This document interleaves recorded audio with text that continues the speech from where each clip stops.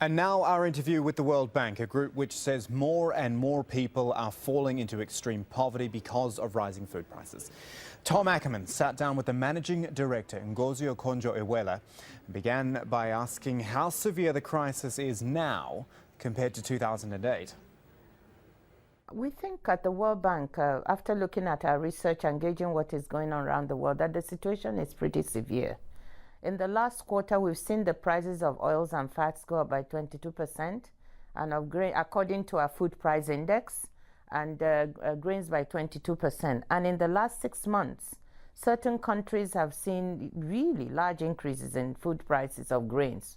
For example, Kyrgyzstan, wheat prices have gone up by 54%, Bangladesh 45%, Tajikistan 37%, and I could go on and on. So we think it's pretty severe because tens of millions of people are being hit and thrown into extreme poverty, and these were the same people who suffered before in the 2008 crisis. However, this crisis differs from 2008 in a couple of ways. The first is that this is much more weather related than we had in 2008.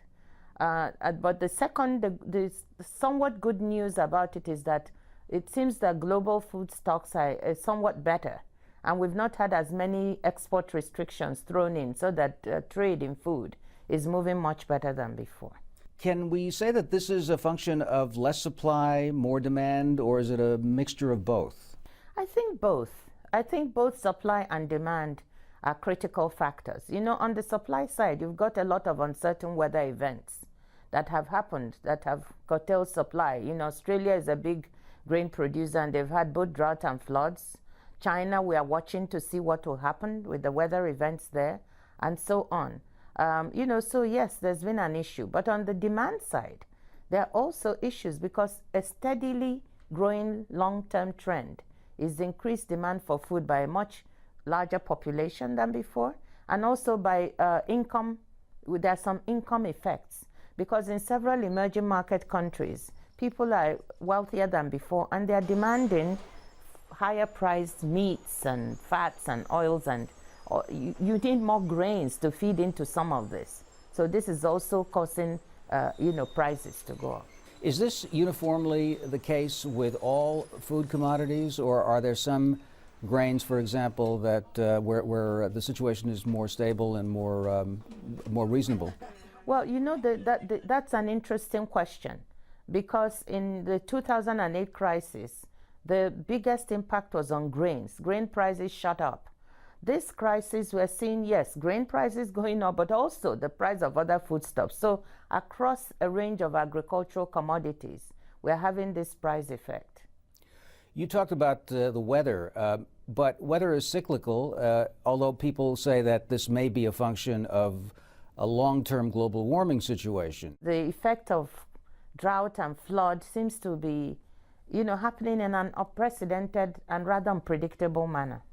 Some people inevitably point to speculation, or if you like, hoarding, or export curbs by countries such as Russia restricting the export of its own wheat in the past.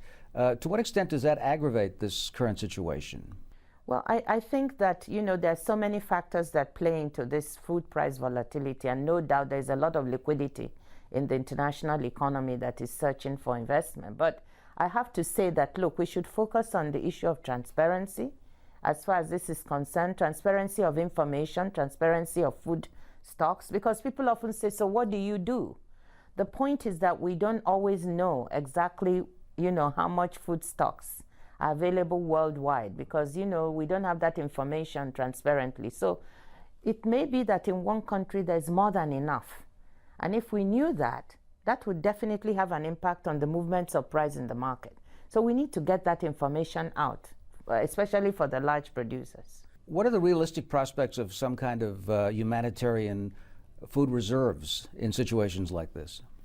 Well, certainly, Bob Zoellick, the president of the World Bank, has proposed that we not only look at this transparency as a plank, but also think in terms of perhaps some humanitarian reserves. Certainly, when this type of situation happens, our concern at the World Bank is how to protect the most vulnerable in society, the poorer people, children, pregnant mothers, how do you get food to them in times of need? Because they're the most hit.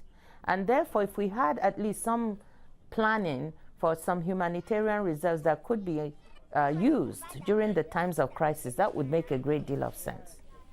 We've heard countries, particularly big exporting countries that you might call developing countries, Brazil, for example, which is a major food exporter, saying we should not panic on this, and we certainly shouldn't try to control prices, because this eventually will settle itself out and time will basically cure the situation. Well, I certainly would not advocate panic, because panic doesn't lead to productive energies.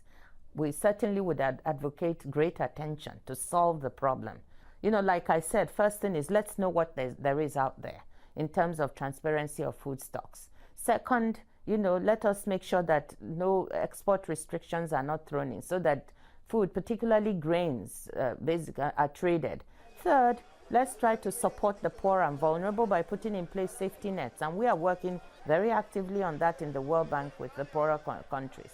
And then fourth, support farmers, you know, to produce small farmers with seeds and fertilizer. We did this in 2008. It worked. We were able to support 40 million people with our interventions of 1.5 billion that we put forward in the short term. Let's keep that as an instrument.